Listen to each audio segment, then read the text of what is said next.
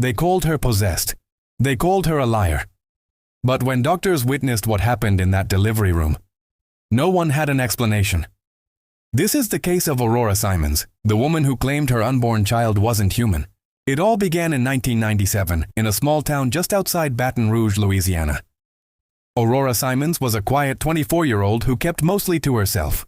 Neighbors said she was sweet but strange. She often spoke about shadows that followed her, whispers that only she could hear. When she became pregnant, everyone thought motherhood would bring her peace. But that's when the real nightmare began. Aurora told her friends that the baby inside her moved differently. She said it clawed, talked, scratched, and sometimes growled. Doctors dismissed her as paranoid, blaming stress and hormones. But when the scratches began to appear on her stomach, deep, red, and bleeding, they couldn't explain it. One nurse reportedly said, "It looked like something was trying to get out." As her due date approached, Aurora became erratic. She stopped sleeping, claimed to see a dark figure standing in the corner of her room each night, and began recording herself while she slept. In one of those tapes, later leaked online, you can hear her whisper, "Please stop moving like that. It hurts."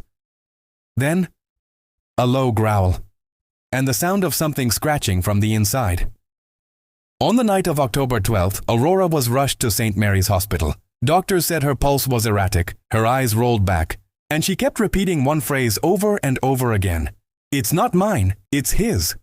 What happened next has been buried in hospital reports and redacted documents, but a nurse who quit shortly after claimed that when the baby was delivered, it was not like any newborn she'd ever seen. She described black eyes, teeth already formed, and a sound that didn't cry, it laughed. Within minutes, Aurora went silent. Her body was cold, no heartbeat, no breath. The baby? Gone. Hospital records listed it as stillborn, but no body was ever released to the family. Weeks later, every staff member who worked that delivery room either quit, moved away, or refused to speak publicly. Locals claim the hospital was quietly shut down for renovations. But a security guard who patrolled the site in 2003 said he often heard crying, and sometimes a woman's voice whispering, "He's still here." So who, or what, was Aurora Simons' child? A medical mystery, a psychological breakdown, or something far darker that science can't explain? You decide. If you want more real-life horror stories and unsolved mysteries, don't forget to subscribe, because the next case might just keep you up tonight.